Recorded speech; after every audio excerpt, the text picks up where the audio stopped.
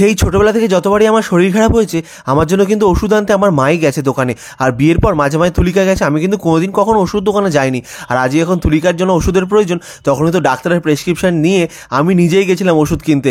একদম ওষুধ মিলিয়ে কিনে নিয়ে সাথে করে বাড়ি ফিরছি। দেখো, বাবা হতে গেলে কিন্তু ছেলেদেরও কিন্তু অনেক কিছু শিখতে হয়। আমি কিন্তু আস্তে আস্তে একটা ভালো বাবা হওয়ার চেষ্টা করছি, জানি না পারবো কি না। আর বাড়ি ফেরার সময় দেখলাম একটা মিষ্টির দোকান, দেখেই মনে পড়লো তুলিকা তো মিষ্টি খেতে খুবই ভালোবাসে। যদিও এখন কিন্তু তুলিকা কিছুই খেতে পারছে না, যাই খাচ্ছে প্রায় সবই বমি হয়ে যাচ্ছে। তাই তুলিকা যে একটু মিষ্টি কিনে নিলাম, কেন তুলিকা কিন্তু রসগোল্লা খেতে খুবই ভালোবাসে। গরম গরম রসগোল্লা হলে বেশি ভালো হতো, কিন্তু রসগোল্লাটা এখানে ছিল ঠান্ডা। যাই হোক, যাই ছিল তাই কিছুটা নিলাম তুলিকার জন্য। এবার এটা নিয়ে বাড়ি যাবো, কেন তুলিকা কিন্তু রয়েছে ওর মায়ের কাছে, আর ওষুধগুলোকে দিতে হবে, তখন ওষুধ চালু করতে বলে দিচ্ছে ডাক্তার। আর নিয়ে যখন বাড়িতে গেলাম, দেখো তুলিকা এখানে বসে কিন্তু কিছু একটা খাচ্ছে। আর যখন রসগোল্লা দেখলো, দেখে কেমন করছে, দেখো রসগোল্লা খেতে কিন্তু খুবই ভালোবাসে, কিন্তু এখন না নিয়ে কিছুই খেতে চায় না। তোমরা প্লিজ ওকে একটু কমেন্ট করে বলো তো, যাতে ও খাওয়া দাওয়াটা বন্ধ না করে। আর দেখছো কি খাচ্ছে, জল দিয়ে মুড়ি খাচ্ছে।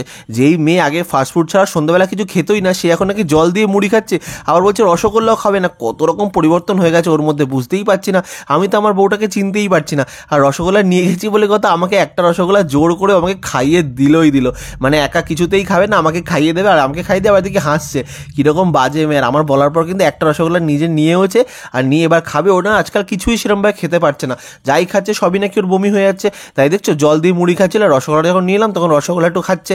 আর ও এখন শরীর অনেকটাই ভালো আছে। তোমরা ওকে কমেন্টে অনেক আশীর্বাদ করেছো, অনেক ভালো ভালো কমেন্ট করেছো, যেগুলো প্রত্যেকটা ও কিন্তু ফাঁকা সময় বসে বসে পড়ে। আর রসগোল্লা খাওয়া থেকে আমার মুখে পুরো রস ফেলে দিচ্ছে, জামাতেও ফেলে দিচ্ছে। ওর ওড়না দিয়েই আমি রসটা মুছবো, আর ওকে আমি ওর জামাটাই নোংরা করবো। যাই হোক, বউর রান্না বলে কথা, এটা না মুছলে হয় বলো তো?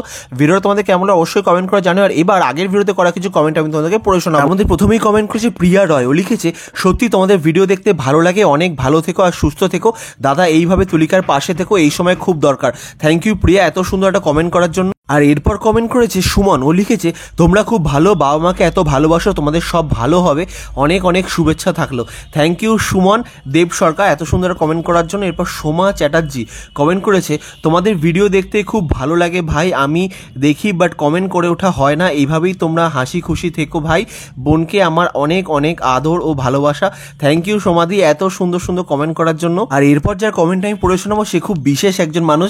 কমেন্ট করেছে সুমি চক্রবর্তী। তিনি লিখেছে, খুব ভালো খবর এটা, কিন্তু সাবধানে থাকবি, এখন খাওয়া দাওয়া করিস ঠিক করে, নিজের খেয়াল রাখিস, আর প্রীতমের ওপর রাগ করিস না, ও কত খেয়াল রাখে, কত ভালোবাসে বল, তাই বারণ করে যেগুলো খেলে তোর শরীর খারাপ হবে। Thank you সুমিদি। আর সুমিদি কিন্তু খুব কাছের একজন মানুষ, আমাদের খুব ভালোবাসার একজন মানুষ। থ্যাংক ইউ সুমিদি এত সুন্দর সুন্দর কমেন্ট করার জন্য, আমাকে এত সুন্দরভাবে বোঝার জন্য।